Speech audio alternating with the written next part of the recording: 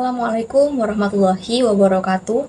Perkenalkan, nama saya Titi Nahdayani dengan NIM 2238104237 akan membahas tentang pelatihan magang.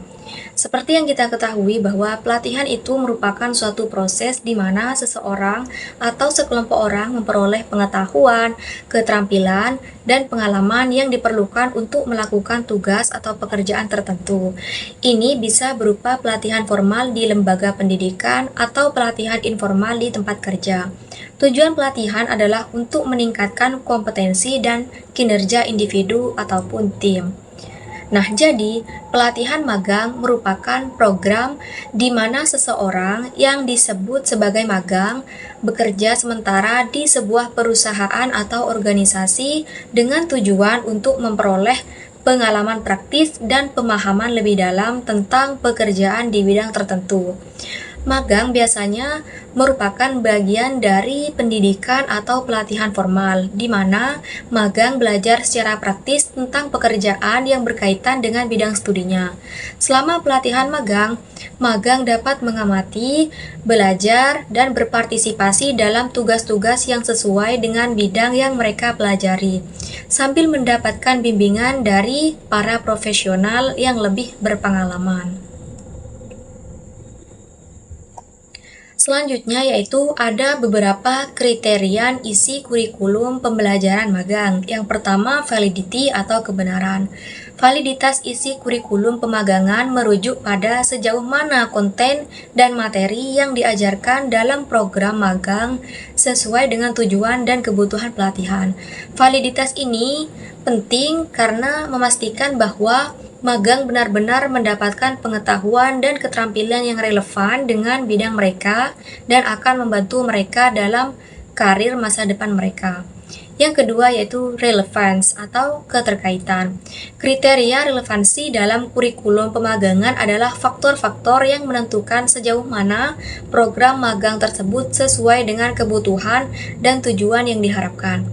Yang ketiga, worthwhileness atau kebermanfaatan.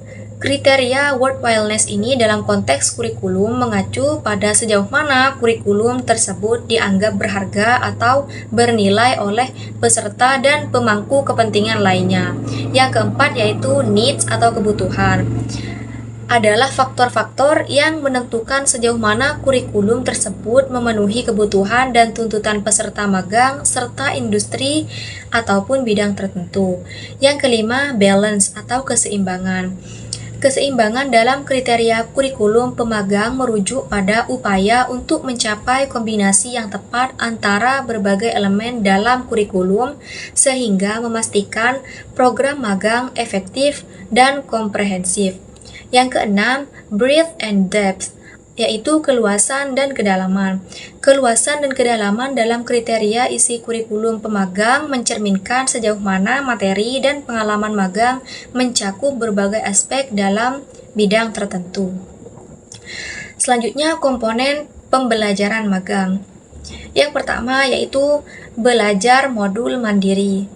Pemagang memperoleh kemampuan dan juga keterampilan dalam menerapkan materi-materi yang telah dicoba dan dipelajarinya.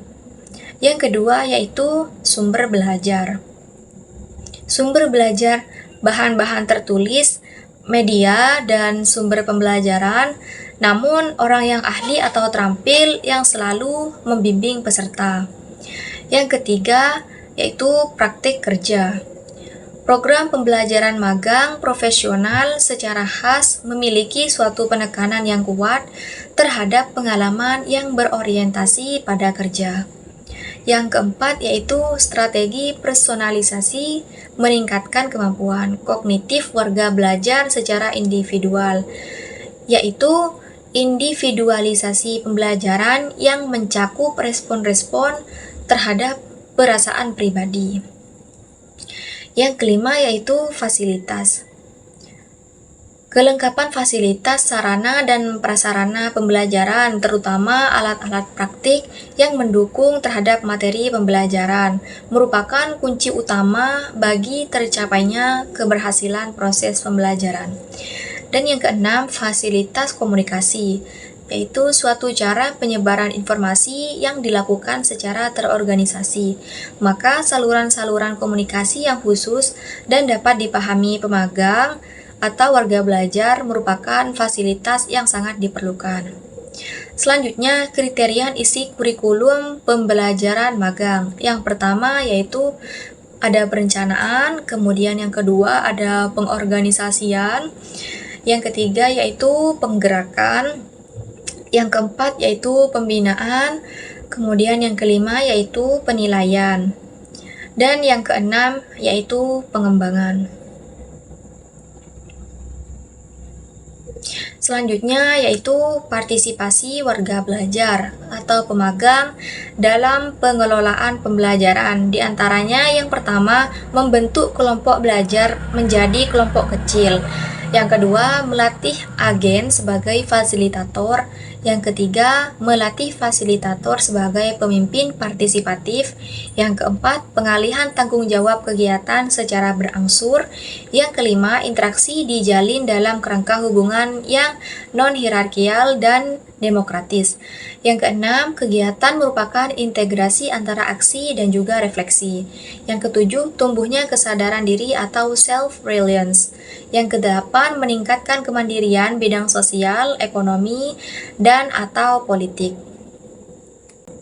Itu saja resum kali ini, kurang dan lebihnya mohon maaf. Wassalamualaikum warahmatullahi wabarakatuh.